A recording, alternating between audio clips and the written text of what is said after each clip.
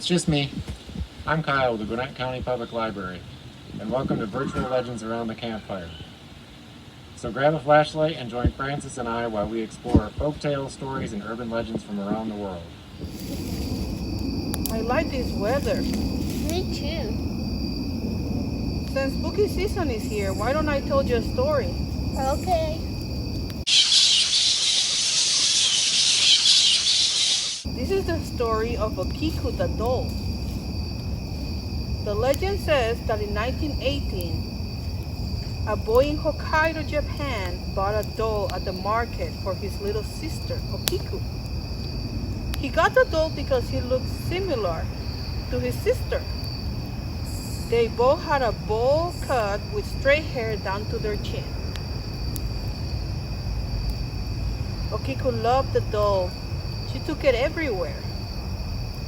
She even slept with the doll. Sadly, Okiku died months later from a cold. The family then decided to name the doll Okiku after their daughter. They prayed to it at their household shrine every day.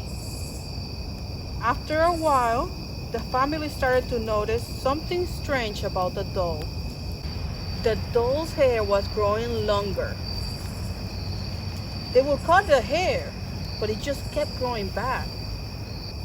So they took this as a sign that the doll was haunted by their daughter's spirit. A few years later, Okiku's family decided to move from Hokkaido, but they entrusted the doll to monks at a temple, and they shared with them its strange secret. Since then, Okiku has been living in Manenji Temple in Iwajima City, Hokkaido. Some say that scientists have analyzed the doll's hair and concluded that it's the hair of a human child.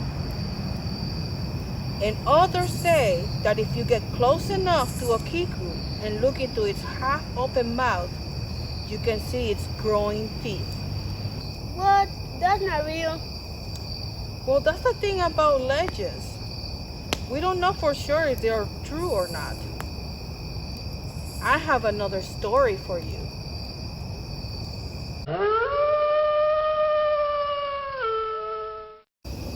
This is the story of La Sigua. La Sigua, also known as La Siguanabana, is a supernatural character from Central American and Mexican folklore. La Sigua is a shape-shifting spirit that takes the form of a beautiful long-haired woman in a white dress. She will hide her face with her long hair or a veil from anyone who might see her appear. La Sigua appears on lonely roads or rivers at night, asking unfaithful men for their help. With promises of love, she asks if they could take her to a nearby town.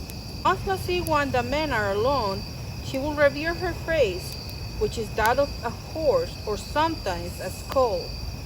She will then ask the men, "Do I still look beautiful to you?"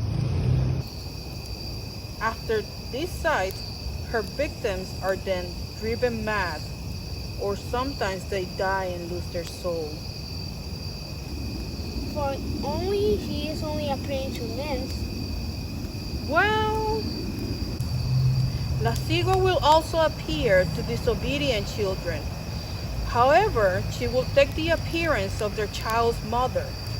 She will lure her victims closer and closer to her in order to touch the child. Once touched, the child is driven mad. La Sigua will then lead her victims into the wilderness to wander lost and insane. If you encounter La Sigua, there are ways you can ward her off. In some stories, it is said that you can make the sign of the cross upon her, or bite a machete, while simultaneously banishing both the evil spirit and the fear that will grip you.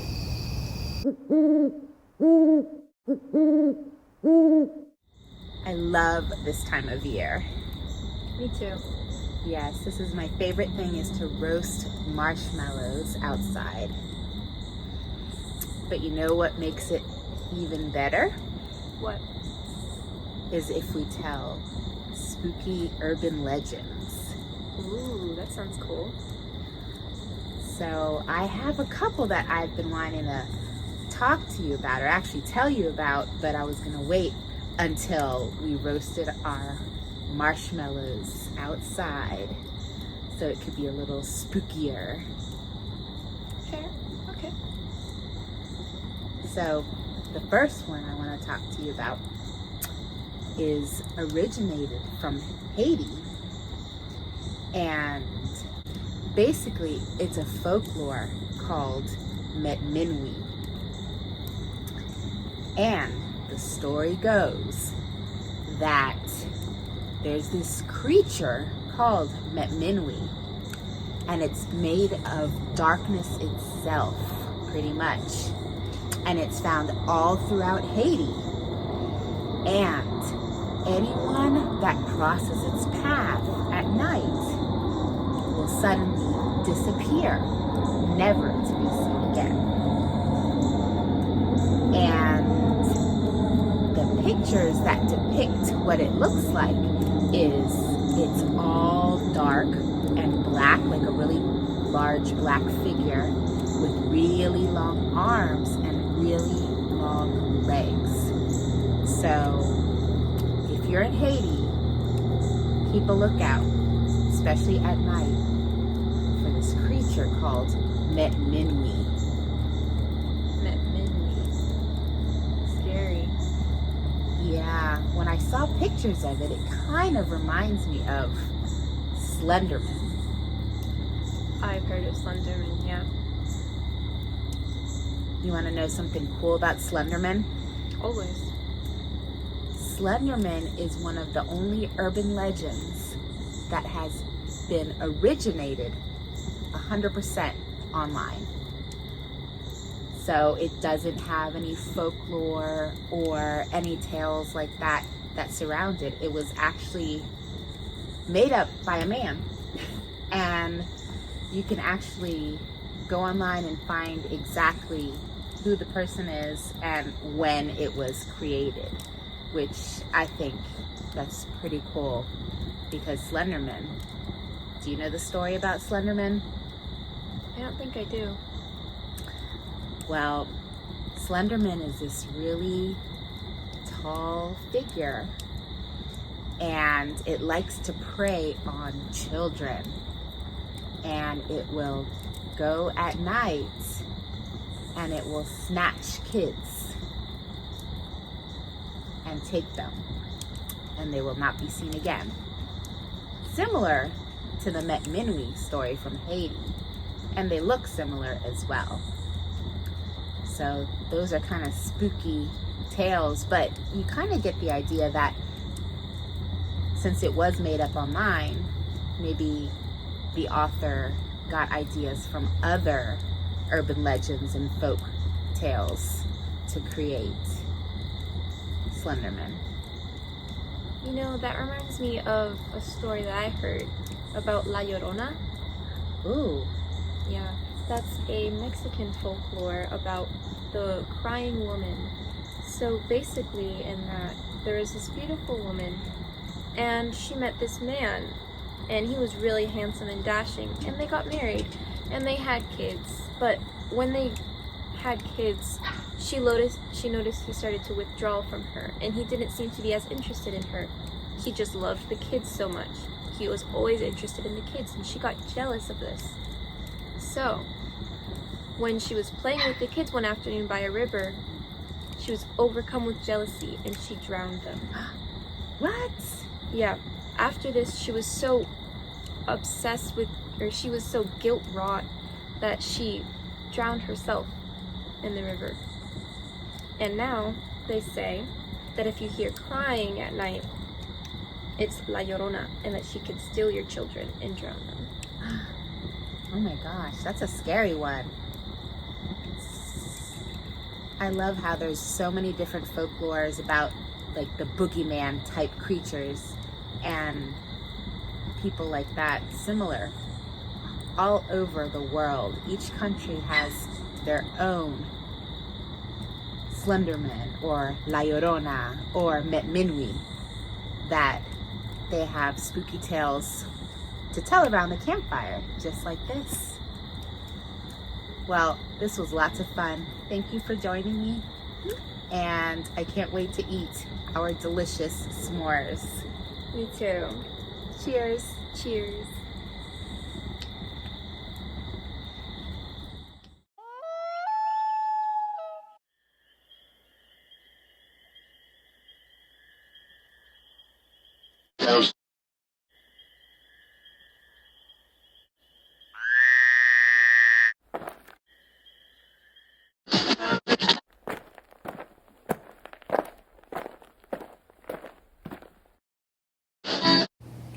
We're gonna do Cropsey and then Minashwa and then go outside and film it for real. Hey Ella, get out here. I want to do a run through of this before we go outside and film the final cut. It would be nice to actually have a teenager in the teen videos. This is it. Yeah, I promised you a campfire for Halloween and you got one. Here, have a marshmallow. Just eat them cold. Which one are we doing first? Cropsey, are you ready? Yeah. Okay. Late one night during the summer of 1972, an escaped mental patient from... Dad, just please, just read the script normally. Fine. Have it your way. While no one knows the origins of the Cropsey legend, the name first appeared in the colonial history of New York. Jasper Francis Cropsey, born on Staten Island in 1823, was a Hudson River School landscape artist. After his death in 1900, he was buried in, are you ready for this one? The Sleepy Hollow Cemetery in Sleepy Hollow, New York, setting of the famous story by Washington Irving. However, the name Cropsey is usually told around Boy Scout campfires and Jewish sleepaway camps in Hudson Valley, New York, as an axe-wielding maniac looking to exact revenge on the campers who caused his disfigured face. Another variation of this urban legend portrays Cropsey as a Willowbrook mental institution escapee with a hook for a hand. What happened to his hand? That's not important. But it doesn't make any sense. Shh. But is the legend of Cropsey real? For all of you older teens, I urge you to watch the 2009 documentary Cropsey, directed by Joshua Zeman and Barbara Brancaccio. They speculate the legend is based on Andre Rand, a suspected, you know what? Since a younger crowd might be watching, I'll let you guys research that part yourselves. Two feature films have also featured Cropsey, 1981's The Burning, directed by Tony Maylam, and 1982's Madman, directed by Joe Giannani. Again, if you're on the younger side, get caregiver permission before viewing these films. Next time I'm just gonna get Alexa to tell me a scary story.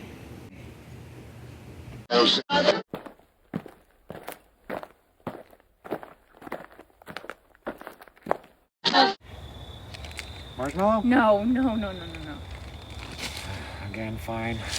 Still committed to the online bonfire? Yeah. We doing the final cut of Cropsey? No, let's give Minakwa a run through first, just for practice. It's still a little too bright out for campfire tales anyway, and I'll spare you the flashlight routine this time. Every country has their own urban legends and campfire stories to not only entertain, but frighten, in a good way.